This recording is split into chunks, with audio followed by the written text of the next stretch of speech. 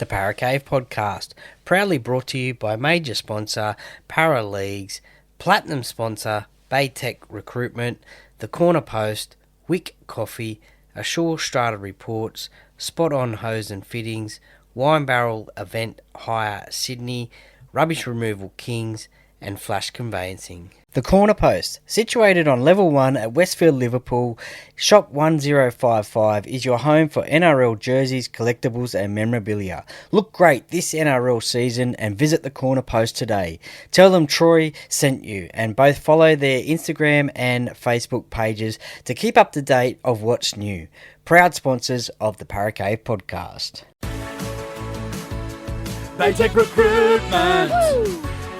Baytech Recruitment, where we're gonna find you the perfect match. All the tradies you can think of in any industry. Look out for a wrapped up Mitsubishi, Fridgies, Sparkies, Bombers, plus whatever the trade, just give us a buzz.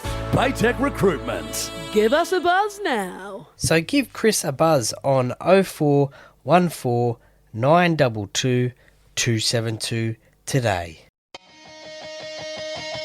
Let's go! Welcome back to another show. Hi, how are ya? It's the Para Cave Podcast coming at ya. Turn it up, feel the vibe, blue and gold, step inside the cave. Yeah. Easy try in the corner. Here's your host, Troy Warner, coming to you live from the world famous Para Cave.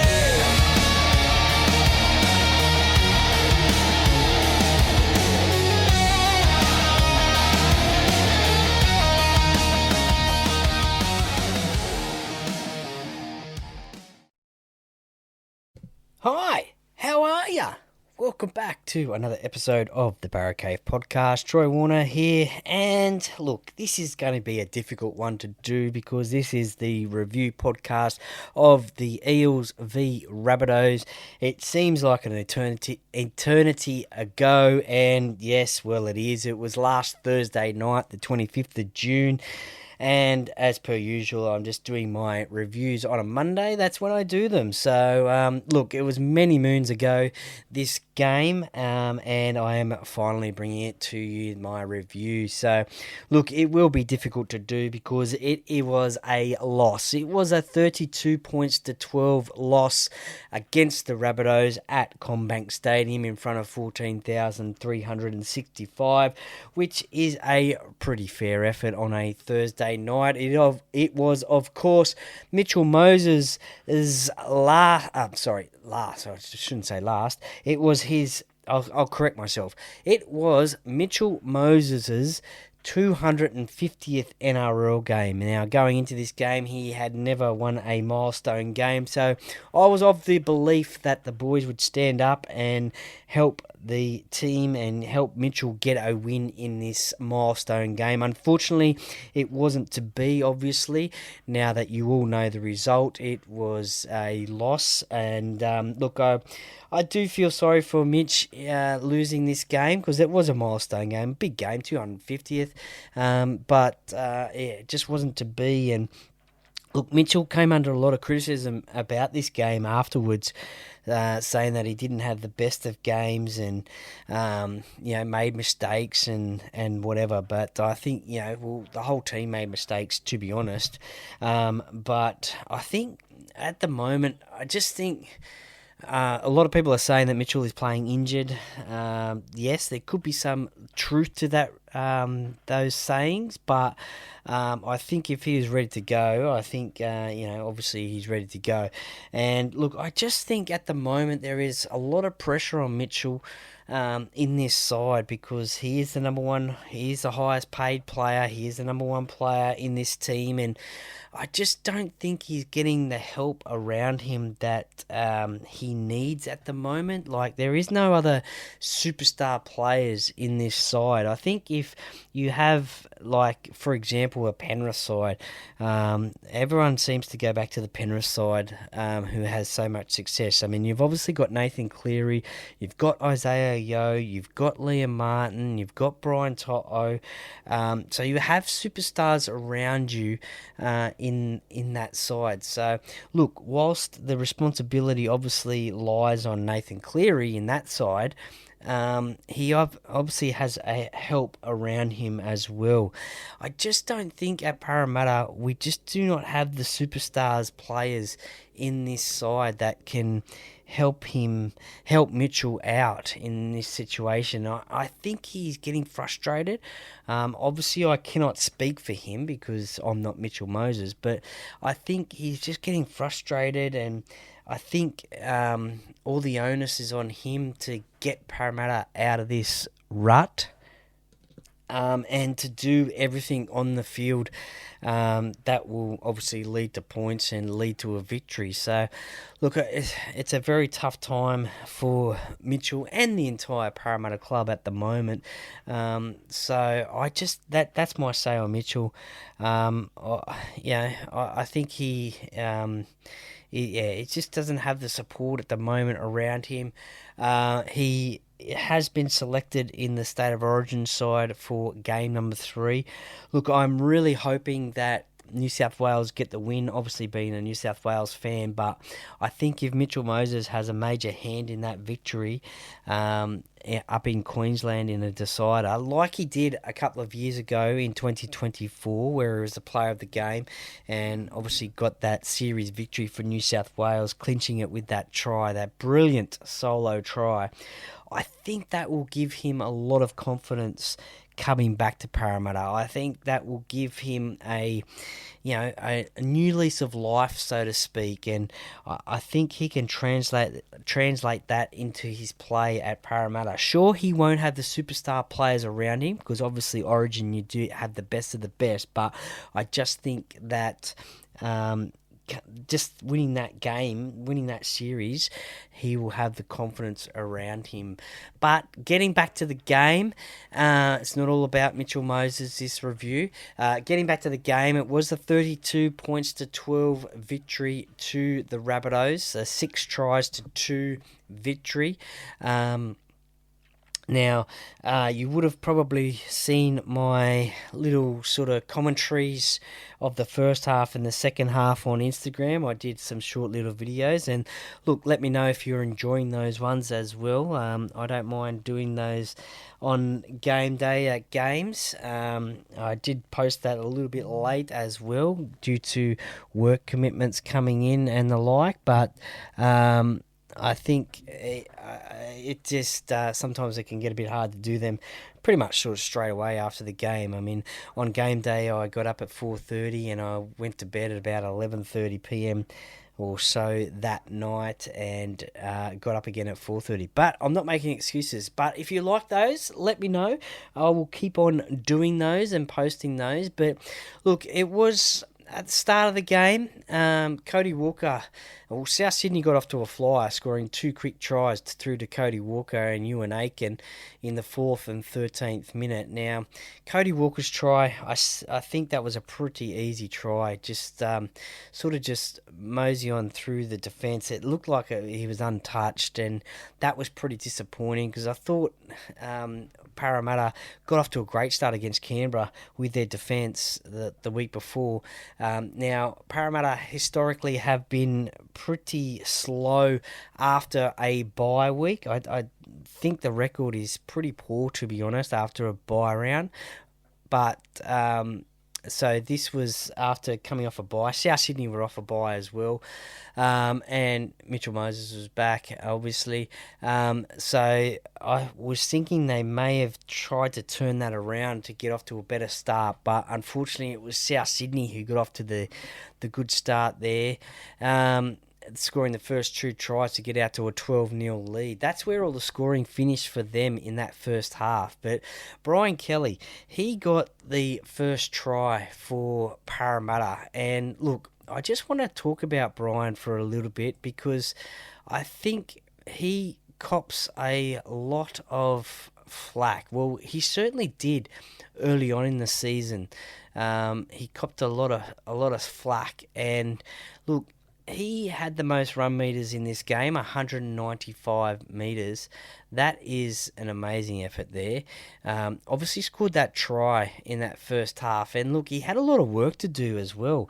It wasn't just a pretty much easy put down. He had to beat a couple of defenders to get that ball down, and 18 runs, 195 meters. Also 90 post-contact meters, 1 line break, 7 tackle breaks. So I think he is, some of his defence choices as well were pretty good, shutting the play down as well. But I think he just cops some unwarranted criticism, and I think he's really found a home on the wing for Parramatta. After moving from the Gold Coast as a centre, and where he started his Parramatta career in the centres, I think now that he's been moved to the wing, he does those hard yards out of the backfield, and in the early sets, in the early tackles of the sets, from the opposition kicks, and sometimes you see him take 2 runs in the set, just to really try and help his teammates out. And look, I think it's warranting fruit at the moment. I think he has been one of Parramatta's best players over the last few weeks, and I just hope that the other people, the trolls, as you can say, who are bagging him out all the time, just have a look and see the actual work that he is doing. It's very interesting if you're at a game and you're seeing that work being done, because you can see it right in front of you. And, credit to Brian for doing that. As I said, one of the best players for Parramatta over the last few weeks. And look, that's where Parramatta's scoring started. Line dropouts, Parramatta had a couple, and it's good to see Parramatta kick the ball long.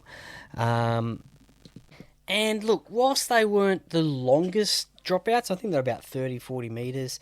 And it's good to see that they're not the short dropouts, because if you've seen my coverage of Parramatta games over the years, especially since the short dropout has been introduced, I absolutely hate the short dropouts.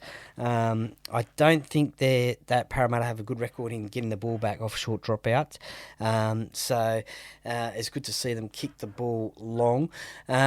Ewan Aiken scored the second try of the game to get out, as I said, to get out to 10-0, 12-0 after the conversion was made. There was an interesting thing that happened during the game, and I think it was after half-time. It was Sean Russell. Now, a lot of people have been saying he hasn't been the same player since that head injury, that HIA head injury assessment that he suffered in I think it was the Bulldogs game, round number 7, all that while back. But I think it was the first Tallis Duncan try. It went down as a penalty try. Now, it was a possible 8-point try. Sorry, I should say. A possible 8-point try, because I don't know what happened there. He was trying to get the ball out, I think, and sort of lashed out with his, well, not lashed out, but raised his foot, I guess, and tried to kick the ball out of Tallis's hands, and he ended up connecting with Tallis's face. So thankfully, Tallis was okay, but just a little play like that. Obviously, the try was awarded. The kick was taken from where the try was scored, because it was a penalty in the act of scoring a try, they awarded it was a possible 8-point try, which only ended up being 6 points because they missed the kick off the conversion, but then they get a penalty straight in front. So it was basically a converted try anyway. But yeah, I'm not really sure why Sean would do something like that. I think he was just trying to go for the ball, but as you can see in the vision of Tallis Duncan's try there, you can see that he obviously missed the ball and unfortunately connected with Tallis's face. So it can go wrong. But as I said, it was 12-6 at half time. I thought that right after half time, Parramatta need to get off to a good start in that second half. And that is exactly what they did in that second half. It was a great team try, you could say, and a perfect way to start that second half. Mitchell Moses has put up the bomb, and Sean Russell has taken a good catch there. He's passed it to Kitione Katonga, and then got the Kit Kat got the ball onto the inside like any good dummy half would be following up. Got it to Talon Da Silva, who went over by the posts and scored, and obviously Mitchell Moses converted that one, and that got them back to 12 all. And I thought, well, okay, 12 all, not out of this by any means. That's what Parramatta needed to do, is get back into the game by scoring a try. But unfortunately, 4 minutes later, Ed Cozzy has scored in the corner to get South Sydney back into the lead. And then 4 minutes later, Tallis Duncan has scored to make it 20 points to 12 to get out to that 8-point difference. That was the Sean Russell penalty there. And it went out to 22-12 in the 53rd minute.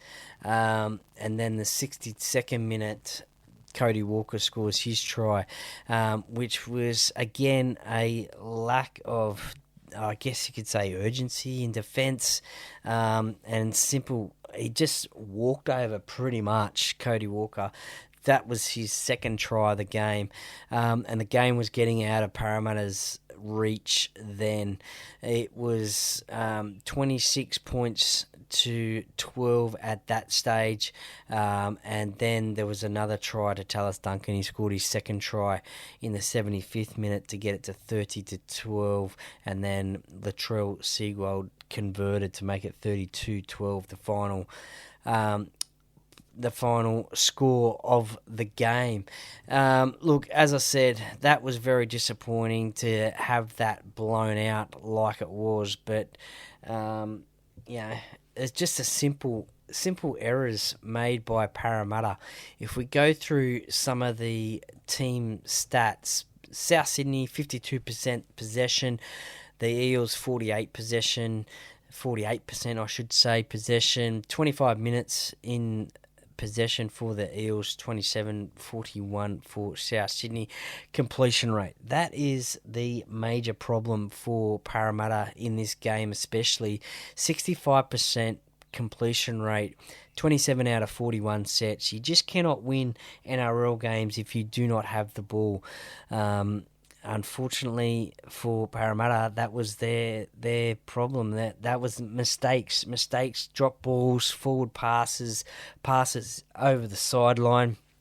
That was the problem for Parramatta, unfortunately, on Thursday night. And as I said, 65% possession is not going to win you football games. Look, South Sydney, they completed at 76%. Look, that's probably not... Well, obviously it's better than Parramatta's, but it's probably not too much better.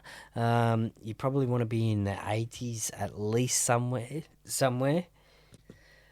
But it was just simply the line breaks, 6 to South Sydney, 3 to Parramatta, and the missed tackles. That's a major problem for Parramatta. 40 missed tackles compared to South Sydney's 24. So South Sydney had 3 intercepts as well, so 3 passes from Parramatta ended up in intercepts. So, look, intercepts, they can be a thing of the game. Look, it can be one of those things that it can come off. A play can come off and you look like a legend. You can, or the play doesn't come off and the opposition intercepts it. I think Cameron Murray took one at one stage, or I think it might have been another player who then passed it to Cameron Murray, and he ran about 50 metres down the field. But as I said, it can either come off and you look like a legend, or it doesn't and you look like a villain. I think Reece Walsh, there was a game against North Queensland last year where he threw an intercept. North Queensland scored, but then a few sets later, down attacking North Queensland's line, he did the exact same pass and ended up finding Shibasaki, who scored. So there's your prime example. And you also, I guess, in a way, you don't want to encourage players to go into their shell and not try things if they don't see something on. As I said, there was 3 intercepts to South Sydney, so obviously Parramatta were trying things. I think Isaiah Oiongi, he had a bit of an off night on Thursday night, and not playing the best. Where we have seen him play better in the past. He had a bit of an off night on Thursday night. But as I said, you need to encourage your players to do things if you see something on. But the unfortunate part was the fact that 3 times it didn't come off for Parramatta. And discipline as well. 5 penalties conceded, couple of ruck infringements as well, 4 in total, and 1 on report, that was the Sean Russell incident that I was talking about before. So that was the team stats. If we go to the player stats, and this is something that really, I guess you can sort of see a little bit about the game here. There was Harrison Edwards. Before the game, there was some changes to the starting lineup. Harrison Edwards started the game alongside Sam Tuivasa as well. I was pretty impressed with Sam Tuivasa, to be honest, and I like the idea of him starting. That could be potentially the future of Parramatta. He could be a future forward leader of this team. So Talon De Silva and Luca Moretti, they were brought back to the bench for this game. So a few changes there before the game from Coach Jason Rolls. I'm not 100% sure where Riley Smith fits into these plans of this team. I would probably have him in favour of Harrison Edwards as a hooker. If that's where you're going to play Harrison, I would probably have Riley Smith in that spot as a genuine number 9. But obviously Coach Jason Rolls sees something different. But that's just my thought and many other Parramatta Eels fans' thoughts as well. Luca Moretti, boy, he looked upset that he was put to the bench for the game, because when he came on, he really ran hard into that into that line. Jack Williams, most run meters for the forwards, 120. Also, he would top the tackle count as well. And look, that's just what you're going to see from Jack Williams week in, week out. 36 tackles, only the 1 missed tackle, 1 ineffective tackle, 94.74 tackle efficiency for Jack Williams. That's what you're going to see from him. He, at the moment, is the forward leader, with Junior Paulo out, injured, which is due back in about 3-4 weeks' time. And, yeah, just a lot of questions being asked about this forward pack. Kelvin Tuolangi, 11 runs, 95 metres. Had a few errors in defence as well. I think knocked on the ball a couple of times as well. Interesting to see whether he holds his spot as well this week. Jack DeBellin, 38 metres. I think he is in the team more for his defence rather than his ball running. Only 13 tackles made in 29 minutes, so I don't know about that one either. So, yeah, Jack Williams was the only forward over 100 metres. Kilmer, 95. Kit Kat, 91. And, yeah, the others just pretty low results there. So I don't know what happens with this team this week to play Manly. Whether there'll be some changes. I think there should be. I think there will be. Obviously, Mitchell Moses will be out of this side representing New South Wales. So does that mean that Jonah Pezzett, who has been back a few weeks now in New South Wales Cup, does that mean he comes back into this first grade squad? Or does Coach Jason Riles just go straight back to Joash Papali in the 5'8" spot and Ronald Volkman at halfback, which I think we have seen a little bit of success over the last couple of weeks, even though some of the results haven't gone the way. I think that has been a pretty strong combination. Do you leave Jonah in New South Wales Cup as he's going to Brisbane next year? I don't know. But if you want to win football games now, what do you do? I think it'll probably be the Joash Ronald Volkman halves combination with Mitchell representing New South Wales. I think that will be the likely way to go.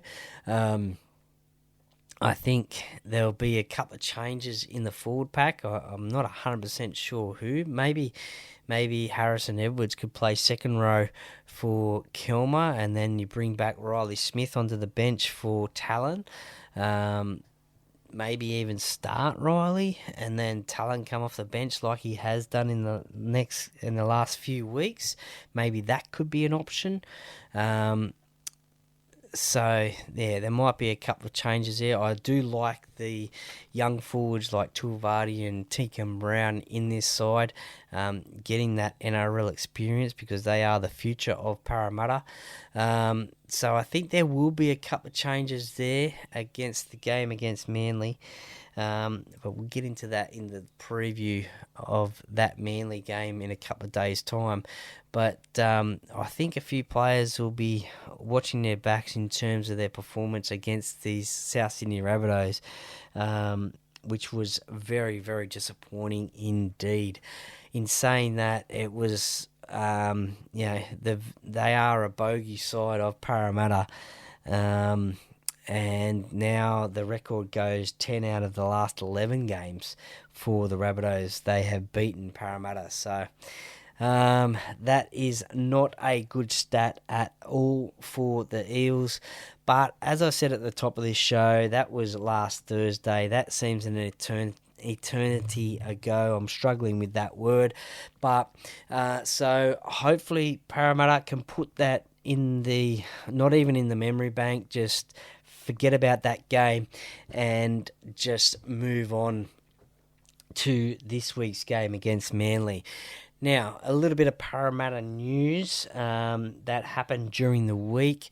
Bronson Xerri, he has signed a 3-year deal with the Melbourne Storm after Parramatta were interested in his services. I don't know what's going on there at Parramatta in terms of attracting some not superstar players, but some good players to the club, and why these players are rejecting Parramatta and signing with other clubs like Keon Kolamatangi, now Bronson Xerri.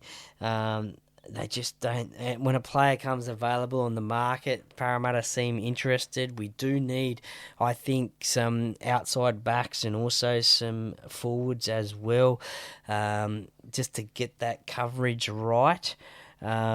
So I don't know what is going to happen there. But Bronson Xerri, a few people were happy that he'd signed with Melbourne. A few people were disappointed that he signed with Melbourne. They wanted to see him at Parramatta. I would have had him at Parramatta. A change of club could have been a good thing for him. He obviously wasn't wanted at the Bulldogs. Wasn't playing regular first grade at the Bulldogs, so he looked for an opportunity somewhere else. And disappointing that Parramatta have missed out on another one. The other bit of news for Parramatta, and I want to give him a good shout out and a good praise, is actually Jason Riles, the coach of Parramatta.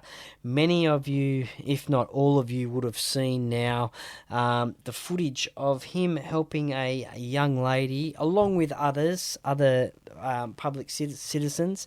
After the game on Thursday night, Jason Riles was driving home with his family down the south coast of New South Wales, down to his home in Wollongong, turned onto a road and noticed a car overturned and on fire. There was already a couple of people there trying to get a woman out of the car. I think it may have just been a lady in the car. I don't think there were any other occupants in that car, but the car was on fire. So he's obviously stopped the car and ran over and helped get this lady out of the car. As I said, there wasn't just Jason Riles. There was other couple of people there, but I think Jason did a little bit of the work there, actually physically getting the lady out of the car, and he was scared. There is an interview on Triple M on, I think it was on Saturday, that you can go back and have a listen to. It'll be on their socials. But he was saying that he was scared doing that. I mean, obviously you would be as well. You would be for sure, because I mean, a car on fire, you just don't know what is going to happen at all. I mean, you could think that maybe the car explodes, but you just have to, obviously maybe the adrenaline kicked in, and look, I'm sure anybody listening would probably try and do the same thing as well, help out some others as well. But the fact that it was the coach of the Parramatta Eels on his way home, he still had his Eels shirt on, but managed to get this lady out to safety. And emergency services were already called to the scene anyway as well. They were on the way. But to get her out of the car was great. And look, it was really great to see it come out on social media, I guess. I mean, everything these days would come out on social media, but it puts Jason Riles in a good light, and it just shows you that you can go from the lows of coaching a first grade team and losing a game of rugby league, but we're all just human at the end of the day as well. So if we see anything like that, others in trouble, then we're going to help out, just like Jason did. And so well done, Jason Riles. It was something that I am proud of seeing that the Parramatta Eels coach would do. And I guess, as I said, anybody would do it anyway as well. So well done to Jason for that. And again, if you want to hear that interview with Jason Riles, I think it's on the Triple M NRL Instagram page. So check that one out, and you can hear the full details of that one. But look, it was something that was good to see, good to hear. Obviously, very scary as well. But well done to Jason for that. Now, at the end of that game against the Rabbitohs, and at the end of the round 17 fixtures, the Parramatta Eels find themselves in 15th spot on the ladder on 14 points, with a for and against of minus 169. Their next opponent is the Manly Sea Eagles, Sunday the 5th of July at Commbank Stadium. 2 p.m. kickoff for that one. Now, before that game, there is also the round 1 clash of the NRLW. 11:50 a.m. The Parramatta Eels NRLW are taking on the West Tigers in the NRLW. So that should be a good game. Great to see the NRLW back for another year. Let's get behind the Parramatta girls and let's hope they can go even better this year. I'm looking really excited to seeing Keely Joseph play for the Eels this year, a premiership winner with the Broncos, Queensland representative player as well. So I'm really looking forward to seeing her in Eels colours as well. And look, also the further, I guess you could say, not development, but the more experienced Abby Church as well at fullback. I think this will be a big year for Abby and for Parramatta. So keep an eye on that one and get to Commbank Stadium nice and early on Sunday. 11:50 a.m. is the kickoff time for that game. So good to see 2 games being played at Commbank Stadium. So value for money on Sunday, that's for sure. So. And then the first grade at 2 p.m. So here we go again, Manly and Para. Well, look, it's going to be tough for Parramatta to win that game, I think, with Mitchell Moses out for Parramatta. Some would say that it's a good thing, but I think it's a bad thing because he is our best player. And look, Manly, they still have Tom Trbojevic, all the Trbojevic brothers. They'll be missing Olakawatu and Tolu Kula, but I'm sure they can fill that void as well in those sides. But more of that in the preview podcast that'll come out in a couple of days' time about that one when we have the team list. So thank you very much for listening to this review podcast. I really appreciate it. You can find me on Apple and Spotify. Please give me a follow and then you'll know when a podcast comes out. You won't miss a thing. Also, I am on Instagram and Facebook as well. Share it with your family and friends. I really appreciate the support for you listening. I really hope you enjoy the content. Thank you very much. And look, the Paracave podcast, by the fan, for the fans. Go!